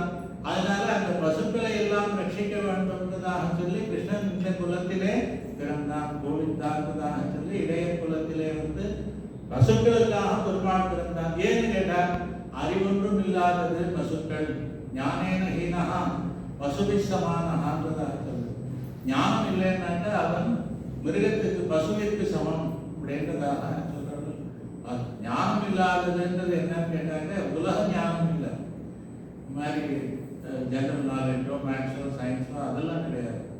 பகவான் பற்றினதான ஞானம், பகவான் தான் நமக்கு சுவாமி, நான் அவருக்கு தாசன் அப்படின்றதான ஞானம் இருக்கோ இல்லை, அந்த ஞானம் இல்லாதவன் பசுபி சமானஹான்றதாக சொல்றது. அப்படி ஞானமே இல்லாதவர்கள் கிட்ட தான் பெருமாளுக்கு ரொம்ப இரக்கம் இருக்கும். தாயாருக்கு யார்கிட்ட இரக்கம் இருக்கும்? 4-5 புள்ள இருக்கு, குழந்தை இருக்கு. அப்ப யார்கிட்ட இறக்கப்படுவான்னா, ஒண்ணு வந்து அதுல வீக்கா இருக்கு, ஏதோ உடம்பு சரியில்லை, இல்ல அதுக்கு அவ்வளவு சாமர்த்தியம் இல்லை அப்படின்னாக்க அதை பார்த்து பார்த்து பண்ணுவாங்க. மீதி 3 நாளும் அதுக்கெல்லாம் குறைச்சிருப்பா, இதுதான் பாவம் சப்பன், இதைத்தான் கவனிக்கணும்ன்றதாக சொல்லி எப்படி தாயானவள் அந்த வீக்கா இருக்கிறதான குழந்தை பேர்ல ஒரு இறக்கத்தை விசேஷமா காட்டுவாளோ, அந்த மாதிரி பெருமாள் நம்மளிடத்திலே அகிஞ்சனங்களான நம்மளிடத்திலே பெருமாள் இறக்கத்தை காட்டுகிறான். அகிஞ்சனோ அனன்யகதி சரண்யா உத்பாத மூலம் சரணம் பிரபந்தே அகிஞ்சனன். அதனால நம்ம கிட்ட ஒண்ணுமே இல்லை அப்படின்றதான். அப்படிப்பட்டதான கோவிந்தா இந்த பசுக்கள்லாம் ஆனா என்ன பண்ணுவோம்னு கேட்டாங்க, கிருஷ்ணன் சொல்றதுக்கெல்லாம் எந்த மாதிரி தலையாட்டணும், பூ மாட்டுக்காக சொன்னா தலையாட்டணும் இல்லையா? அதனால அதுக்கு எதுக்குன்னா மாடெல்லாம் தலையாட்டுமான்றதுக்கு அந்த காலத்துல தான் நம்ம பார்த்துருக்கோம். இப்பெல்லாம் எங்கேயாவது ஒரு 1-2 இடத்துல தான் பூ மாடெல்லாம் வருது. இப்போ இது வருது, மாட்டு பக்கம்லாம் வருது. அதெல்லாம் என்ன பண்ணணும்னு கேட்டாங்க, கிருஷ்ணன் என்ன சொல்றானோ, ஏண்டா லேட்டு அப்படின்னு கேட்டாங்க. அங்க வர வழியில ஒரே டிராபிக் இருக்கு அப்படின்னு சொன்னா, ஆமா ஆமான்னு தலையாட்டணும் இந்த பசுக்கெல்லாம். கிருஷ்ணன் சொல்றதெல்லாம் உண்மை அப்படின்ட்டு தானே. அதனால அப்படி பசு வைப்பதற்காகவே வந்துதான இந்த கிருஷ்ணா உன்னை சேவிச்சு என்னன்னு கேட்டா, பாடி பறை கொண்டு மாயனை பாடி முகில் வண்ணன் பெயர் பாடின்றதாகலாம் அந்த மனத்துக்கு இனியானை பாடவும் நீ வாய்த்தனவாயெல்லாம் சொல்றாரு இல்லையா? பாடி பாடி பாடி நாங்கள் பெறக்கூடியதான உன்னுடைய அனுகிரகம் என்ன தெரியுமா? பாடிப்பறை கொண்டு யாம்பெரு சம்மானம், எங்களுக்கு கிடைக்கிறதான சம்மானம்ல என்ன, நீ கொடுக்க போறதான அனுகிரகம் என்ன தெரியுமா அப்படின்னு கேட்டாங்க. நாடு புகழும் பரிசினால் நன்றாக, நீ கொடுக்கறதெல்லாம் காதுக்காக வச்ச மாதிரி கொடுக்க கூடாது. திரையை போட்டுட்டு இந்தாப்பா உனக்கு இன்னைக்கு நீ வந்ததுக்கு இந்த ஒரு 10 ரூபாய் இந்த உனக்கு வெத்தலை பார்த்து அப்படின்னு சொல்லி கதவு மூடிட்டு கொடுக்க கூடாது. எல்லாருக்கும் தெரியற மாதிரியாக பண்ணணும். நாடு புகழ் பரிசிலேயே பெஸ்ட் எக்ஸாம்பிள் எதுன்னு கேட்டாங்க, ராமனுடையதான பட்டாபிஷேகம் நடந்தது அன்னைக்கு. அப்போ இந்திரன் வர முடியல, அதனால ஒரு முத்து மாலைய வருடன் மூலமாக பெருமாளுக்கு கிஃப்ட் அமைச்சிருந்தான். பெருமாள் என்ன பண்ணாருன்னு கேட்டாங்க, அதை சீதா தேவியின் இடத்துல கொடுத்து, உனக்கு யாருக்கு கொடுக்கணுமோ, உன் மனசுக்கு யார் ரொம்ப பிரியமானவனோ அவனுக்கு கொடு சபையில சொல்றார். பட்டாபிஷேகமாயி சிம்மாசனத்துல பெருமாள் உட்கார்ந்துருக்கார். 33 தேவதைகளும் கோடிக்கணக்கான வானரங்களும் வசிஷ்டாதிகளும் எல்லாரும் இருக்கிறதான நிறைஞ்சிருக்கிற சபை அப்படின்றதான சொல்லுங்க. அந்த சபையில சொல்ற உனக்கு யாரு கொடுக்கணுமோ கொடு அப்படின்னு சொல்லிட்டு அந்த சீதையை பார்த்துட்டு பெருமாள் திரும்பிட்டார். சீதாதேவி என்ன பண்ணாங்கன்னா கடைக்கண்ணால கீழே உட்கார்ந்து இருக்கிறதான அம்மாவை பார்த்தா பெருமாளும் இப்படி சிக்னல் பண்ணார். அதுதான் உங்ககிட்ட கொடுத்தேன் சொல்லி அப்ப அம்மா கழுத்துல அந்த மாலையை போட்டார். எல்லாரும் இருக்கிறதான சபையில பப்ளிக்கா நீங்க அம்மா கழுத்துல பெருமாள் கொடுத்து தாயார் வாங்கி தன் கையாலே அம்மா கழுத்துல போட்டாரு. நாடு புகழும் பெருசினால் நன்றா. அதே மாதிரி நீயும் பண்ணணும். என்னன்னு கேட்டா உன்னோட சேர்ந்து நோன்பு நோக்கணும்னு இந்த ஊர்ல எல்லாரும் அனுப்பிச்சிருக்காங்க. அவெல்லாம் கொண்டாடும்படியாக அவர்களுக்கு வேண்டியதான மழையெல்லாமும் சர்வ சுபிக்ஷமும் கிடைக்கும்படியாக நீ பண்ண வேண்டும் அப்படின்றதான நாடு புகழும் பெருசினால் நன்றாக சூடகமே தோள்களையே தோடே செழிப்பூவே சூடகமேன்றதான சொல்லி அது என்னன்னு கேட்டா ரொம்ப நாளா கிருஷ்ணனை பார்க்கல, கிருஷ்ணனும் பெண்களை பார்க்கல. 2 பேரையும் பிரிச்சு வச்சிருந்தா அந்த திருவாய்ப்பாடியில பார்க்கறா. பார்த்த உடனே என்ன பண்ணுவாங்க, டக்குன்னு 2 கையும் பிடிச்சுப்பாங்க. அந்த பிடிக்கிறதான கைக்கு வலை அப்படின்றதான சூடகமே பிடிச்சிட்ட உடனே என்ன பண்ணுவாங்க, அப்படியே அணைச்சுப்பா. அந்த அணைக்கிறதான தோள்களுக்கு தோல் வலையே.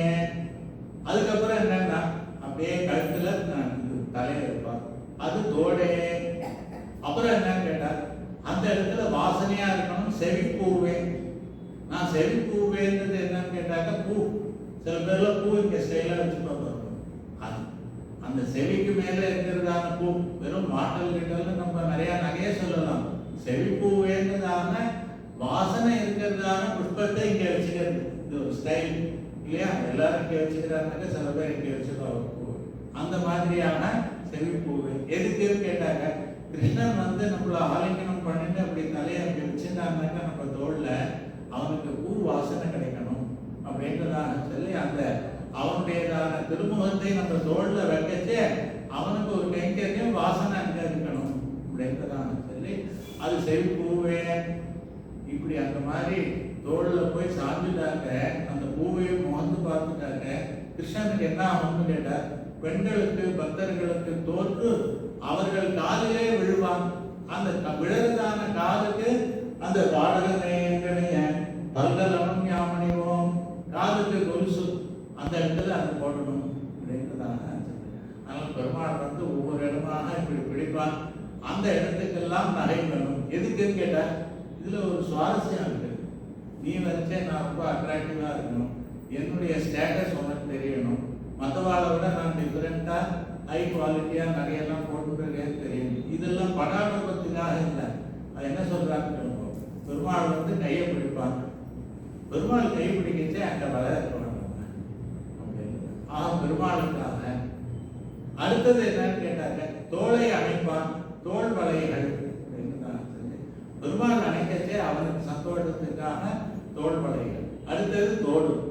அதே மாதிரியே அவன் வாசனைக்காக, பெருமாள் வாசனைக்காக பூ, செடிப்பூவே அந்த விழுவான். அது உண்மை இல்லைன்னாக்க பெருமாள் புறப்பட்டுப்பான். இப்படி இதுவா இருக்கேன்னு சொல்லி அந்த காலுக்கு பெருமாளுக்காக காலில் ஒரு கொலுசு.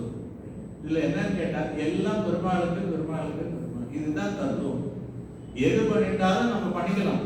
பட்டுப்புடவை வாங்கிக்கலாம், நகை போட்டுக்கலாம், நல்ல ஆப்பிள் ஃபோன் வாங்கிக்கலாம், கார் வாங்கிக்கலாம், வீடு வாங்கிக்கலாம், எல்லா இடத்துலையும் போய் சுற்றி பார்க்கலாம், எல்லாம் பண்ணலாம். எல்லாம் பண்ணச்சா என்ன பண்ணோம்னா எல்லாம் பெருமாளுக்கு, எல்லாம் பெருமாளுக்கு, எல்லாம் பெருமாளுக்குன்னு சொல்லிட்டே பண்ணிட்டு வந்தாங்க. அதுதான் இருக்கிறது சம்சாரத்திலேருந்து வெளிப்படுறதுக்கு, லிபரேட் ஆகிறதுக்கு ஈஸியான வழி அப்படின்றதான சொல்றேன். அதனால எல்லாம் பெருமாளுக்குன்னு சொல்லி சாப்பிட்றதும் பெருமாளுக்கு, கோவிந்தனுக்கு இருந்ததாக சொல்லிதான் சாப்பிடணுன்றதாக சொல்லுது. அதுல இது இதெல்லாம் பண்ணுவாளான்னு கேட்டா இந்த மாதிரி. அதுக்கப்புறம் பாடகமே என்றனைய பல்காலமும் யாமணிவோம், இன்னும் நிறைய நகையெல்லாம் போட்டுப்போம். அதுக்கப்புறம் ஆடை உடுப்போம், நல்ல வஸ்திரங்கள், புது வஸ்திரங்களை இருக்கணும். ஏன்னு கேட்டா ஒன்றை பிரிஞ்சுட்டு இருக்கச்சே கட்டினதான அந்த வஸ்திரங்கள்லாம் கஷ்டப்பட்டச்சே இருக்கிறதான ஐட்டம்லாம் பார்த்தா அதே பழைய கஷ்டம்லாம் ஞாபகத்துக்கு வரும். அதனால எல்லாத்தையும் போட்டு கிருஷ்ணனோட சேர்ந்து இருக்கச்சே சந்தோஷமா புது வஸ்திரம் உடுத்திக்கணும் அப்படின்றதான். பழைய ஐட்டம்லாம் பார்த்தாக்க பழைய நினைவுகள்லாம் வரும் இல்லையா, அந்த மாதிரி ஒன்று பிரிஞ்சு இருக்கச்சே நாங்கள் கட்டினதான வஸ்திரங்கள்லாம் இப்போ வேண்டாம் அப்படின்னு ஆடை உடுப்போம். அதன் பின்னே பாச்சோறு மூட நெய்பெய்து முழங்கை வழிமாற கூடி இருந்து குளிர்ந்தேலோரும் பாவாய். இதுல சொல்றா, இது சொல்றா சூடகமேன்றதான சொல்லி காப்பு இருக்குதான சொல்லுங்க. தோள்வளை ஏன்றதுனால பஞ்ச சம்ஸ்காரம், தோல்ல தான் சங்க சக்கரம் பண்ணி பஞ்ச சம்ஸ்காரம் பண்றான். தோல் ஏன்றதாக காதுல தோடு, காதுல ஆச்சாரியன் திருமந்திரத்தை உபதேசிப்பான் அப்படின்றதான சொல்லுங்க. செவிப்பூவே, செவிப்பூன்றது அப்புறம் என்னன்னு கேட்டா துவயம்ன்றதாக மந்திரம், திருமந்திரத்துக்கு அடுத்தது துவயம். அப்புறம் பாடகமேன்றதாக சொல்லி காலில் போட்டுக்கிறது, அது என்னன்னா சரமஸ்லோகம்ன்றதாக அந்த மந்திரத்தை சொல்லிக் கொடுக்கறதுக்காக. அதனால இதெல்லாம் தான் இந்த மந்திரத்துல சொல்றது. இதெல்லாம் என்ன காமிக்கிறதுன்னு கேட்டா நல்லா ட்ரெஸ் பண்ணிப்போம், அப்புறம் நல்லா இதுவாகும், வாசனை திரவியங்கள்லாம் போட்டுப்போம், நல்ல first class high quality dinner சாப்பிடுவோம். என்னன்னா முழங்கை வழிவார மூட நெய்பெய்து முழங்கை வழிவார கூடி இருந்து குளிர்ந்து எல்லோரும் போவோம். இதெல்லாம் எப்ப நடக்கும்? சக்கர பொங்கல். இதெல்லாம் எப்ப நடக்கும்? இந்த மாதிரியான புது புடவை கட்டிக்கிறது, நகையெல்லாம் போட்டுக்கிறது, இந்த மாதிரி டின்னர்லாம் சாப்பிட்றது இப்போ கல்யாணத்துக்கு போது தான் நடக்கும்.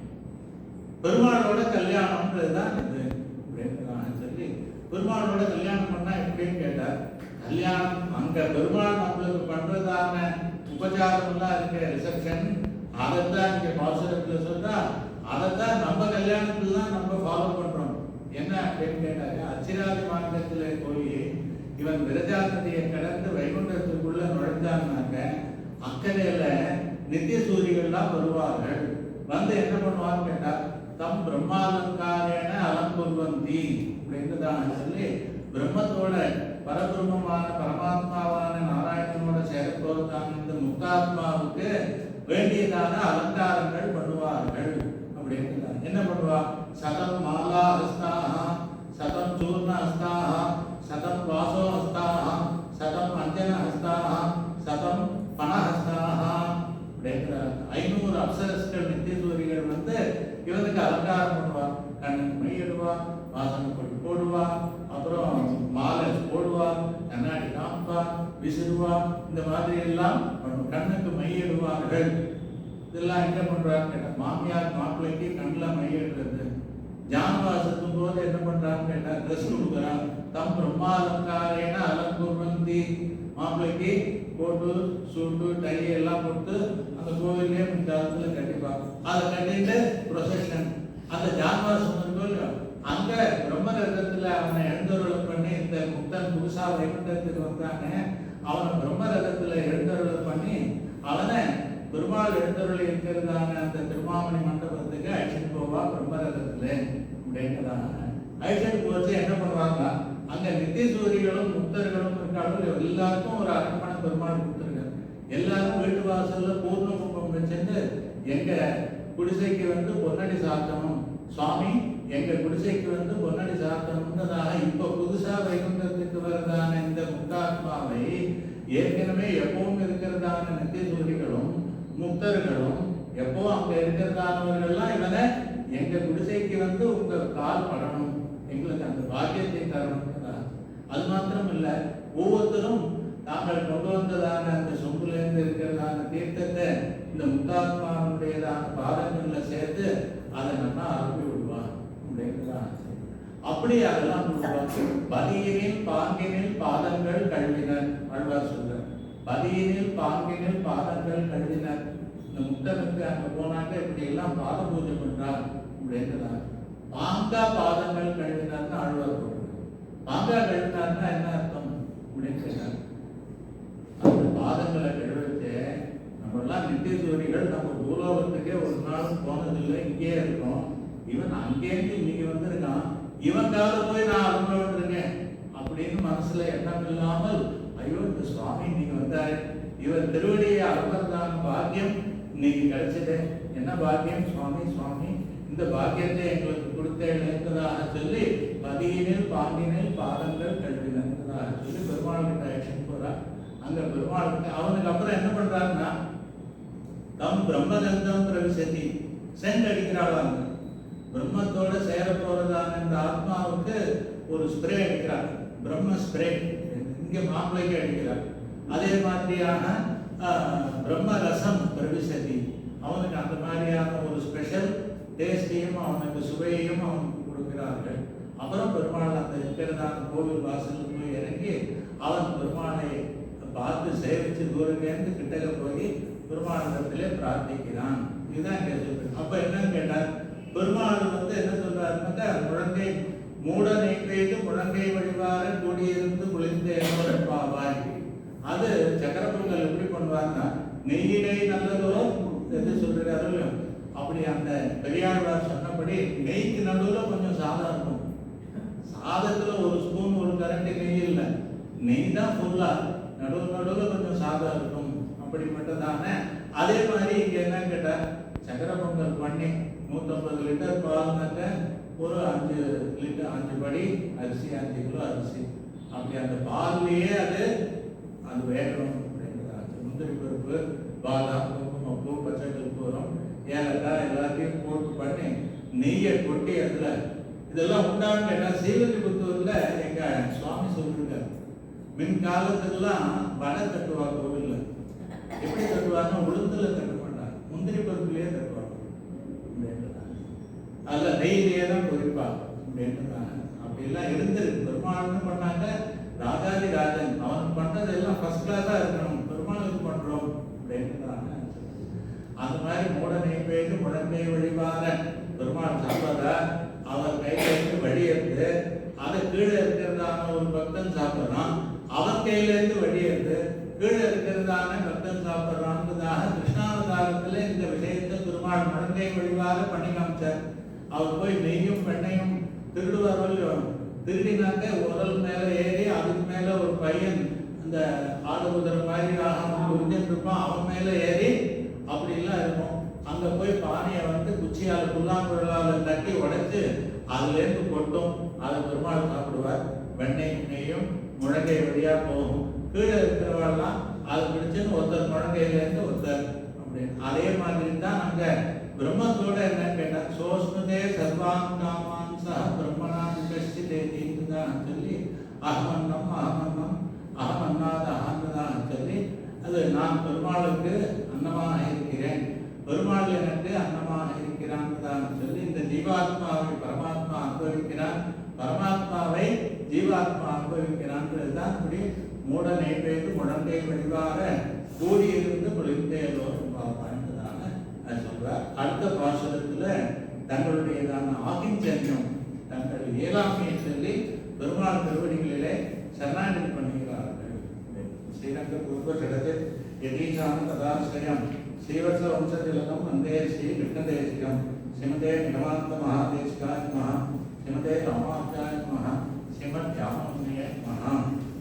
சகமக மணிநீலா சாருகல்ஹா கஸ்தா स्तनपर कमितांगी सान्द्रवात्सल्य सिंधु अलक विनीताभिः श्रद्विरागट्टनाथा विलसतु यतिगोदा विकृतितात्मजानः श्रीमत्यै गोदायै मनोनन्दन हेतवे नन्दनन्दन सुतरे गोदायै नित्यमङ्गलम्. स्वस्ति प्रजाभ्य परिपालयन्तां न्यायेन मार्गेण महिषाः गोब्राह्मणेभ्यः शुभमस्तु नित्यं लोकाः समस्ताः सुखिनो भवन्तु. मङ्गलाशासनपदैः मदाचार्य पुरोगमैः सर्वैश्च पूर्वैराचार्ये सत्यतायास्तु मङ्गलम्. कवितार्किक सिंहाय कल्याण गुणसालिने श्रीमते वेंकटेशाय वेदांत गुरवे नमः.